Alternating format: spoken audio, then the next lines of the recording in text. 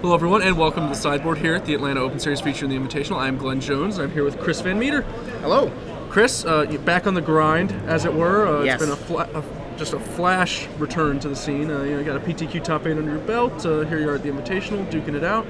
And you came for the legacy portion with something, I'd say, a little outside your usual wheelhouse. Definitely. I am. I feel I'm fairly competent with the card Brainstorm, which tends to define this format. But I didn't play very much last year. In fact, I haven't played a game of Legacy since Deathrite Shaman was printed, which has changed the format quite a bit. So I kind of wanted to play the least interactive deck, with that card, the easiest decision trees. I was going to try and play Hive Mind, because I feel like it could be good right now, but I realized Deathrite Shaman gives them red mana, and they can pay for Pact of the Titans, so I bugged Ali and Trazio I came down with to let me play this deck since he decided not to play it, and I've been pretty happy with it so far. And this deck is Metalworker, or Mud, or Mono Red Welder, whatever, various names for the deck. I prefer Metalworker, and basic premise of the deck, obviously, you've got your mana engine here with Grim Monolith, Metalworker, Voltaic Key, to let you just start casting things very fast. Among those things are some really disruptive elements, especially great in this field where you can expect a lot more of the good fair decks and the really unfair decks, which are both broken pretty heavily by Chalice of Wood and Trinisphere. Definitely. Chalice has been the best card all day for me. Chalice on turn 1 is just backbreaking to a lot of decks. In fact, first round, day 2, I played against Burn. And so I'm just turn 1 Chalice on game 1 and just blank 5 cards in his hand. You just absolutely no way he can win. Also, there's Brainstorms, the Esper Stoneblade decks are playing Thoughtseize and Inquisition now.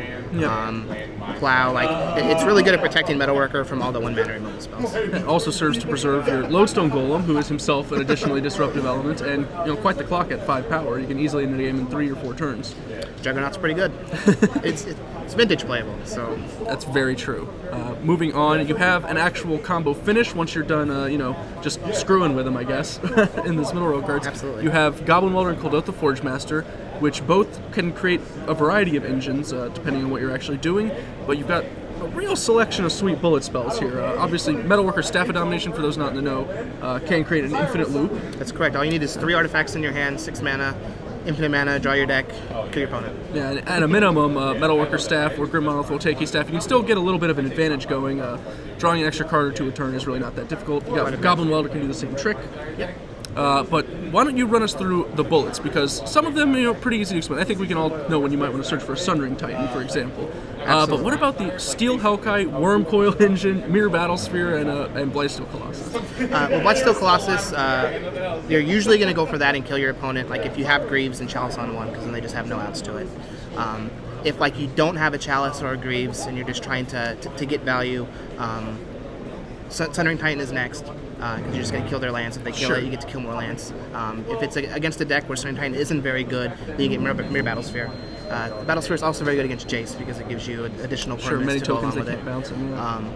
Worm Coil Engine is good against Rug Delver, since you just gain some life and there's no way they can come back. It's also good against Burn if you happen to play against Burn, but I feel like the rest of the deck is pretty good against it. Steel Hellkite is actually really good against Dredge. So if you can't go get your Blightsteel Colossus to kill them, then you get Steel Hellkite and then they can just you just kill all their tokens and their Lion's Eye Diamonds. Sure. And it's also not bad against Rug Delver, but Sundering Titan just destroys them. So. Yeah. There's a healthy amount of elves. I imagine it'd be okay in that matchup. Yeah, Steel well. Hellkite's also very good against elves too. Okay. Note that for Sundering Titan, obviously, your deck has no basic lands. Yes. As though that were necessary to get an advantage off of Sundering Titan. It's not. But you do have access to Great Furnace and Darksteel Citadel as artifact lands to synergize with your Goblin Welder, and plus, Kuldotha Forgemaster free rolls, right? Yep. Sometimes you have to have them. Because a lot of times, when you're going off early, you might have Lightning Greaves, Forgemaster, and Metalworker. But you have to keep Lightning Greaves to kill them with Blightsteel Colossus. So having one of your artifact lands lets you keep the Lightning Greaves away and keep it. Also, I feel like one of the reasons this deck is actually playable again is because of Cavernous Souls as a land. Being able to play this guy on 1 against the Force Soul decks, not being able to counter is awesome. It also lets you play through Chalice of the Void. So if your Chalice is on 1, you Cavern for Goblin and cast your Goblin Welder. It still triggers, but it can't be countered. It's quite tricky. Moving over to your sideboard, it's unique, I would say. You don't have the full 15 one-ofs, but you came close. You tried. Close. We have 13 unique cards here, and most of them I think we can kind of guess as to where they'd come in. The additional Trinispheres, Lodestone Golems, Wormcoil Engines. These aren't that tricky. Relic of Progenitus, where would you cite that in? But the top row of cards here, pretty interesting. Why don't we start with Duplicate and Spine of Ishsa? Again, cards I don't think a lot of people expect to see people playing in Legacy. Absolutely. Those are primarily for the show and tell matchup. Okay. You can also bring them in against Reanimator. It's not half bad. But a lot of times when they just like show and tell and an Emrakul and you just play Duplicate or Spine, they're just completely dead. Sure. Especially if it's Duplicate. They're just literally dead the next turn. It's also good against Crystal Brand. Like they might be able to draw 7 cards, which hurts, but like once you actually get Spine in play, like even if you play like Metalworker on one, they show and tell again, you're like, well, I'll just get rid of my Spine and put it back in my hand and then kill whatever you put into play. Makes sense. And the last card, one I confess, all of these cards I think I've seen at some point or another, basically in Legacy, at some point in my life. But Bottled Cloister is not one of them. And you said to me before we even started doing the deck tech, you wanted more Bottled Cloister, so where are we cloistering? I definitely wanted more Bottled Cloistering. And it's really funny too because I haven't actually cast the spell. Like every time I've had it, I didn't need it. But the card is just very good right now. Jund is still popular. It's very good against Jund.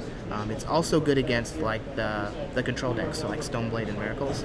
Just because like they're going to 1-for-1 you and then pull ahead with Jace, and that's like your artifact Jace. Like it allows you to continue to draw cards and then protect the cards that you draw against their discard spells, because that's really the only way they're going to beat you is with their discard spells. Sure, that makes sense. And obviously you can use things like your Chalice and Trinisphere to help you protect the Cloister, which is a big deal. Exactly, and I mean it slows the game down for them. Not so much for us because like our deck is built to play around Chalice and Trinisphere, but like those cards slow the game down, and then Cloister just takes over. Like it's a one-sided Howling Mine that blanks all their discard spells. Interesting. Well, there you go, guys. Chris, you're off to a fine start on day 2, I believe. You're 2-0. Yep, 2-0 today. All right. Well, good luck. Got a few more to go. Thanks for joining us. Thank you very much.